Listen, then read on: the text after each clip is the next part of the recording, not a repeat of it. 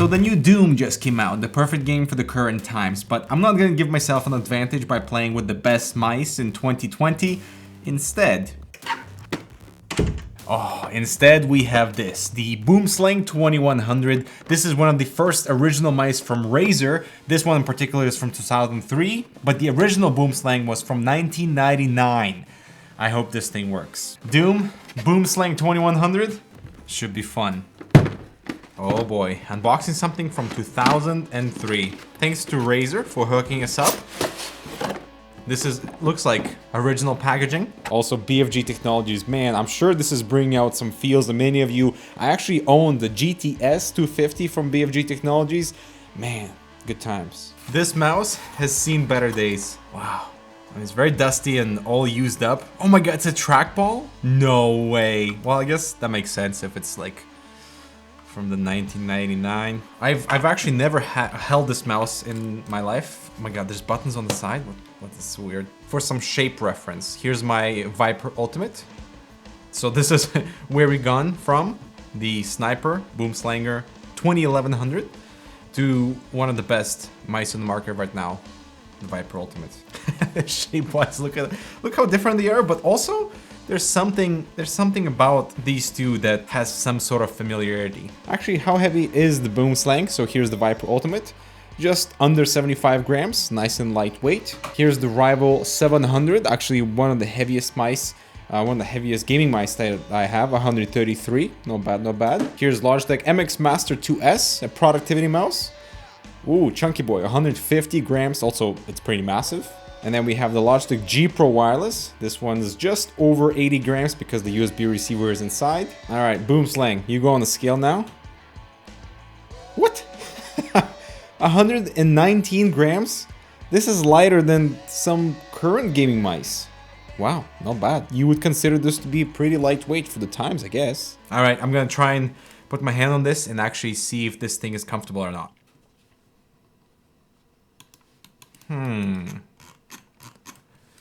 I mean, shape-wise, like, it's super wide at the front. And it's also ambidextrous, which means that you could play with the left hand as well, which is kind of cool for 1999.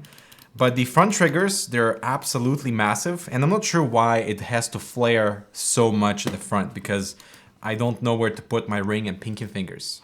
Like, I guess you could get used to it, but it's a bit too wide after coming from something like also an ambidextrous shape, but a lot more comfortable, especially for the fingers on the opposite side. But man, Boomslanger 2011. Okay, the scroll wheel, check this out. Super tactile, very impressive. Oh my god, you can open.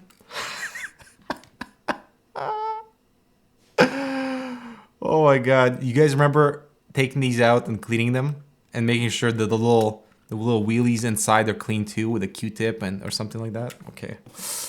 Wow. Good times, good times. The one thing I find odd is that we do not have a Razer logo anywhere on the mouse. We have the Sniper Boomslang 2100, the BFG Technologies on the right side. I mean, it's still held up in a pretty good shape. The sides are rubberized. It's a very low profile mouse as well, as you can see. So it does flare out so much at the front, but it basically has no shape to accommodate like the back of your palm. All right, I think it's time to plug this thing in and see if it actually works. The moment of truth. Oh my god, imagine Razer Synapse pops up. Oh, there it is. So it is working, and here are the three mice next to each other, the Death Adder V2, the latest one, the Viper Ultimate, and the original Boomslang 2100. It's always a good idea to clean a mouse that isn't yours.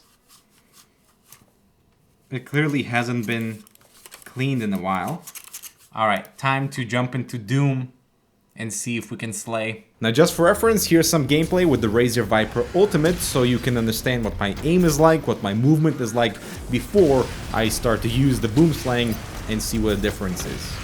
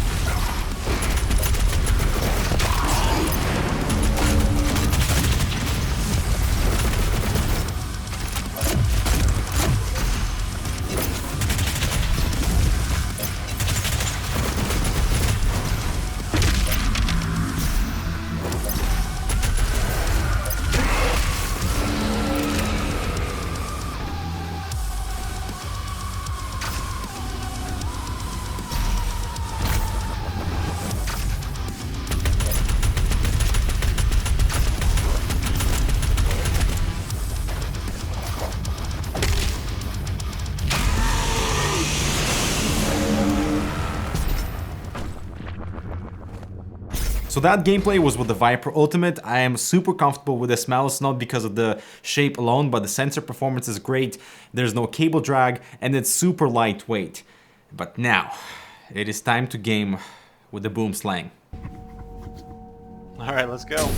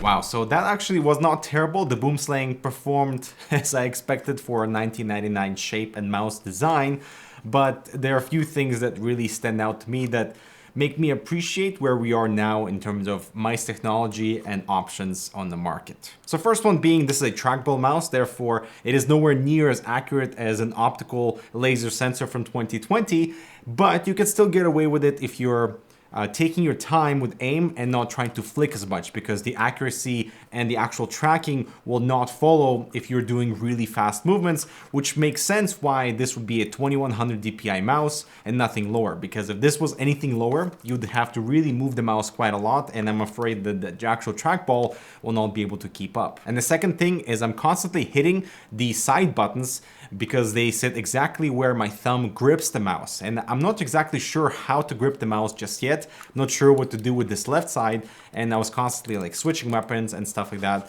so that wasn't very comfortable. But in terms of the actual main triggers and the scroll wheel, I mean, I'm surprised that this has held up 20 years and it still performs pretty well. Eber actually mentioned that this looks like something really heavy rolled over an actual mouse, which is why it's so flat.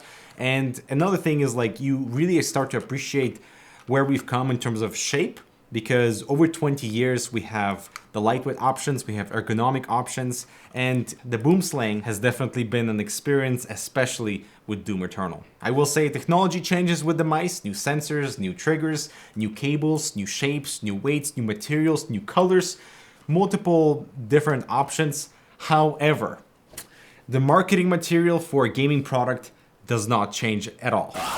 The number one choice of professional gamers, the most accurate gaming mouse available, extreme precision in games, USB connectivity, and you know how with all the open shells now we have a moisture resistant coating on the inside. Here we had dirt proof bowl holder, which I believe was a patented technology that somehow made sure that not too much dust got inside. You could still remove it and clean the ball, but I mean, this was something pretty technologically advanced for the time. Ambidextrous ergo design. So this is actually an ergonomic mouse apparently, and on the fly sensitivity changes. The rubberized surface prevents finger slippage, making it easier to be cool under pressure. Sounds familiar? 20 years later, all the marketing language is still pretty similar. So that was fun, the mouse more so than the actual game, but a few times the trackball definitely disappointed me in terms of not being able to track my motion as I was trying to rotate quickly, but that is just the nature.